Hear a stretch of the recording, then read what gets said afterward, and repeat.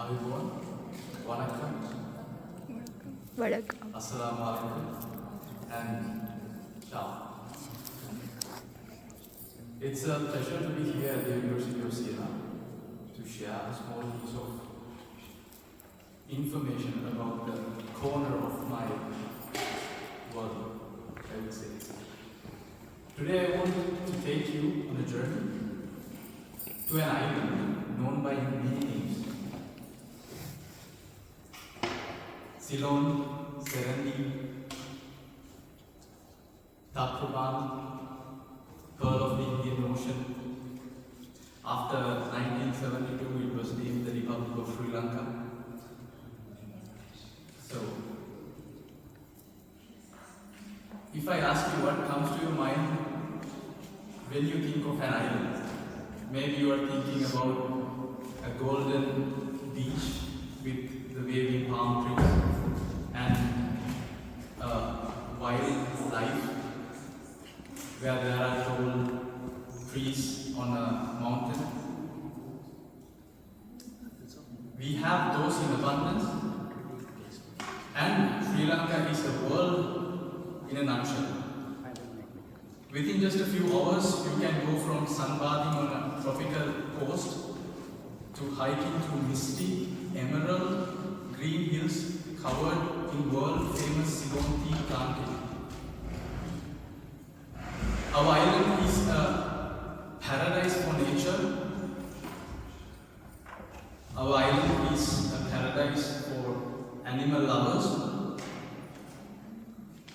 It's one of the few places on earth where you can see the planet's largest land animal, the elephant, and the largest sea creature, the blue whale, on the same day. Our national parks are home to leopards, colorful birds, and monkeys. This incredible biodiversity packed into a small island is a truly unique masterpiece. And Sri Lanka is not just nature, it's a place steeped in over 2,500 years of written history. We have ancient cities, massive man-made lakes built centuries ago, and incredible UNESCO World Heritage Sites. The most famous, as you already know, the Sigiriya, also known as the Lion Rock, an ancient rock fortress within the breathtaking forest and the ruins on its summit. Just imagine a man on the 5th century building a huge palace on top of a huge rock, so it's really mesmerizing if you have the chance.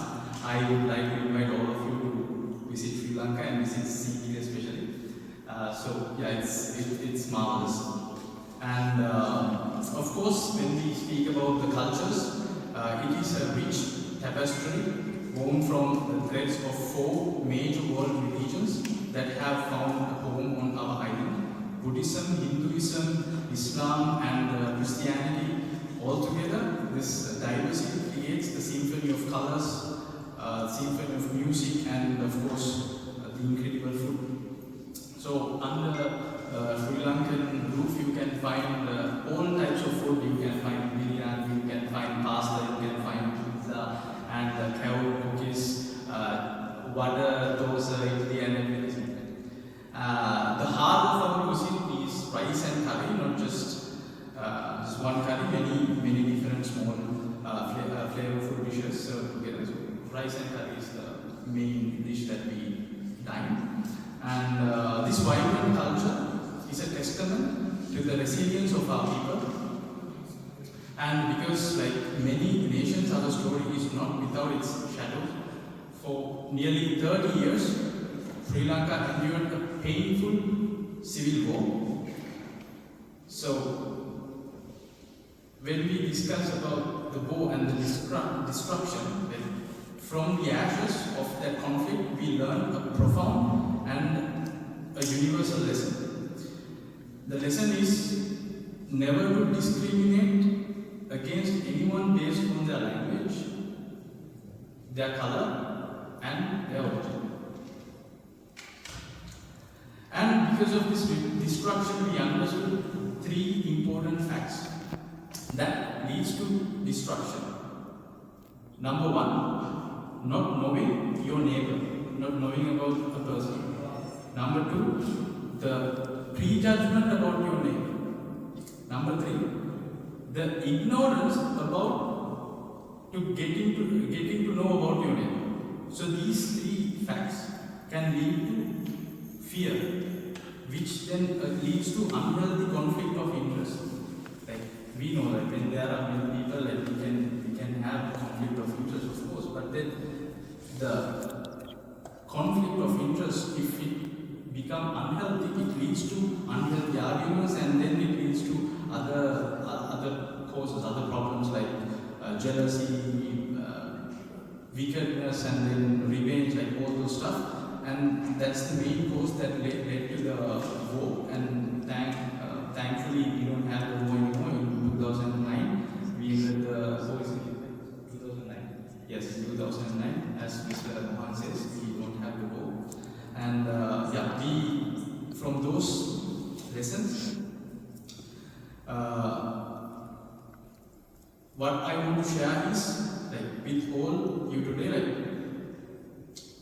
in Siena, we form a beautiful mosaic of cultures and dreams from all over the world.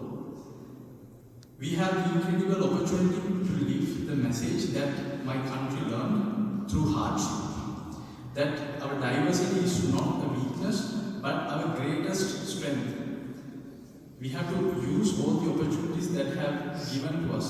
When we consider the University of Siena, this is a very beautiful place. They provide all the resources that we require and all the opportunities that we require that we can go further in our career.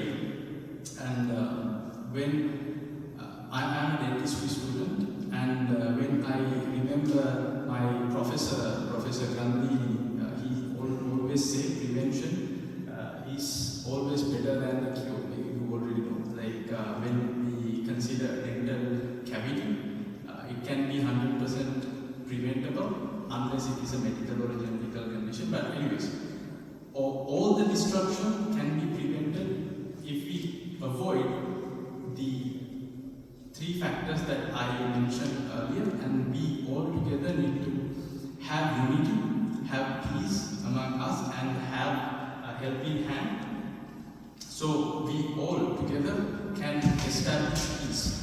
So I hope that when you think of Sri Lanka, you remember the Emerald Hills and ancient wonders, and also this message of hope and resilience.